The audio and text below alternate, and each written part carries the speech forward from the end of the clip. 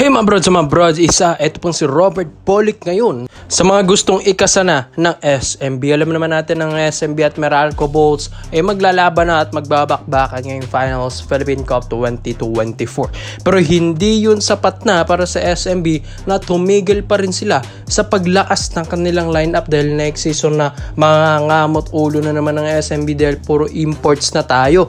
At dito nga medyo hirap ang SMB dahil syempre di ba?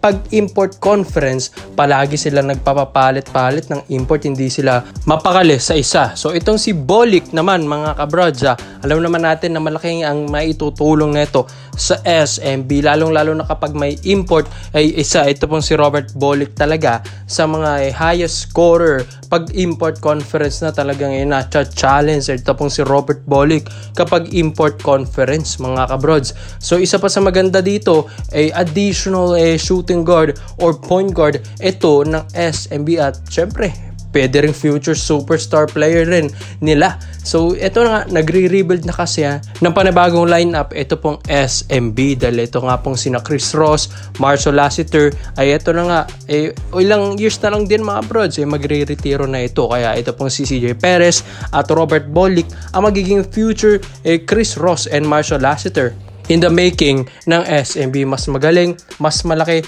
at mas matalino na mga players ito mga kabrods at yun nga, syempre may puso talaga na palaban. So itong si Bolick ngayon ay alam natin na sa NX Road Warriors. Isa nga siya sa mga cordon with Coach Frankie Lim. May bali-balita nga, aalisin na nga daw ito pong si Coach Frankie Lim dahil sinabi rin ni Mr. Snow Badwa rin yan kamakailan lang. Kaya ito pong si Bolick talagang gusto rin ito mag-explore rin sa ibang kupunan. Diba dati nga dapat sa Japan bilig ito, pero ito in-offeran siya ng malaki ng NX Road Warriors kaya napabalik ito sa Pinas. Pero mas malaki naman na dihamak ang magiging offer nito ng SMB kay Robert Bolick, kaya nga dito na si Bolick gagalaw. So imbis na magstay dito sa NX Road Warriors, iti-trade ito, rekta trade ito ng SMB para makuha nila. Dahil syempre, ikaw ba naman offera na malaki, syempre pati yung agent mo talagang masisilaw rin, kaya mapapalipat at lilipat ka talaga at may potential pa yung kupunan mo na magkampiyon. Ikaw ba naman magkaroon ng Junmar Fajardo, may CJ Perez ka pa, Jericho Cruz, Enciso, tapos mga ibang veterans pa dyan like Lassiter and Ross, diba? So malakas-lakas talaga ang SMB at itong si Bolick alam naman natin, gusto rin itong makatikim ng kampiyonato dito po sa PBA. Kaya ito ay kukursonadahan na talaga ito ng SMB at ikakasana nila ito next season.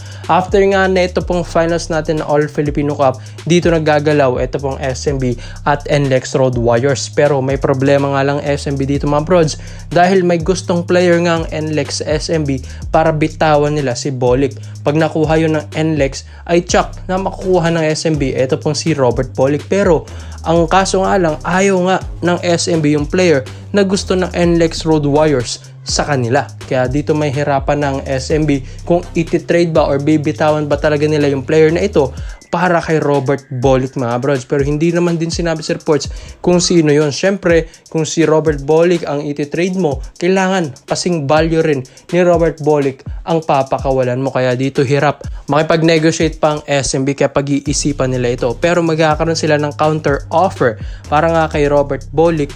Yun, ang desisyon na yun ay nasa NLEX Road Warriors na kung talagang papatusin nila. Pero pag hindi, baka hindi nga matuloy talaga ito pong negotiation na ito. Pero mga brods, pipilitin ito ng SMB dahil gusto nila talagang makuha ito pong si Robert Bolick kaysa naman ng Japan nito. Kaya komento mo lang dyan ang opinion mo mga brods at isa natin yan.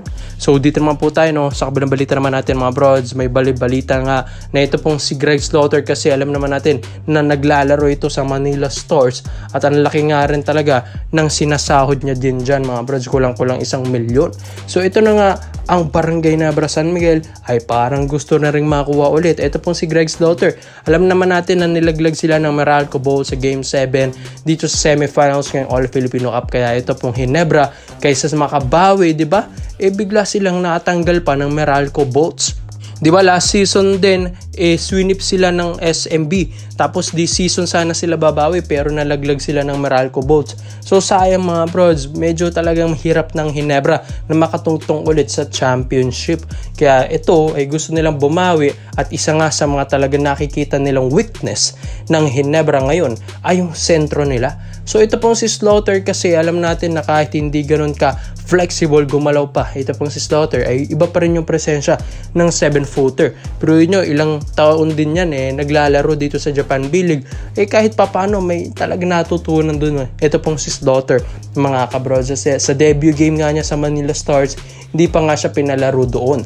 Dahil syempre siguro baka may mga iniinda pa itong si Slaughter, pero nire-reserve lang yan ng Manila Stars at gagamitin nila yan in time. Kaya nga ito pong Ginebra gusto nilang offera na malaki. Ito pong si Greg Zilla mga broza, balak nga ng Ginebra 2 million or 1 to 2 million ang magiging range ng offer ng Ginebra dito mga broza. So hindi na bago yan sa SMC players dahil yung mga ibang players nga na superstars ng SMC mga brods ganito na talagang sinasahod nila. Hindi nga lang pinopost dun sa salary cap ng mga players or sa mga salary or maximum salary ng players sa mga websites natin dahil syempre nag-under the table na yung mga ibang teams. Kaya nga 'di ba yung mga players ng SMC ngayon ay talagang hindi sila tumatanggap ng ibang offers dahil ang laki ba naman kasi ng binibigay sa kanila. Kaya itong si Slaughter, kayang-kayang kunin ito ng Ginebra. Pero may problema nga lang Ginebra mga brods dahil nga sa mga tweets, mga replies ni Greg Slaughter sa social media na kung itong si Slaughter na marami nagtatanong sa kanya doon mga kabrods, lalong-lalo na sa Twitter kung babalik ba siya, ang sagot niya kasi ay hindi. So medyo mahirap yun kapag itong Ginebra ay offer si Slaughter pero ayaw rin naman niyang bumalik. Dito na talaga kakausapin ng Ginebra ito at ng agent ni Slaughter. Ikaw ba naman offeran ka ng 1 million to 2 million ang magiging range, hindi mo pa ba tatanggapin yan mga brods? Kaya may hirapan may pag-decide. Ito pong si Slaughter at isa rin sa mga talagang alam natin na ito pong si Greg ay pumapayag kapag ang offer niya or offer sa kanya ay malaki.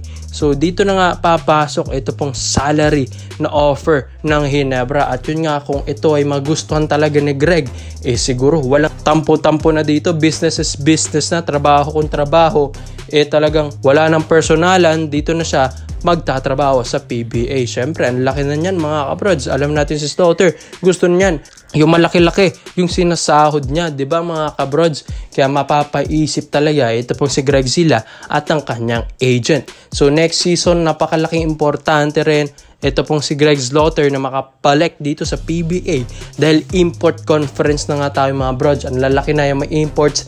Tapos bali-balita nga wala na daw height limit ang magiging import next season. Yan ay ayon dito po kay Kume Willie Marshall. Kaya nga ito si Greg Slaughter talagang bagay ito sa PBA next season, lalong-lalo na import conference. Kailangan ito ng Ginebra, kailangan din ng panapat ni John Mar kapag All Filipino Cup at kailangan ding bumawi ng Ginebra.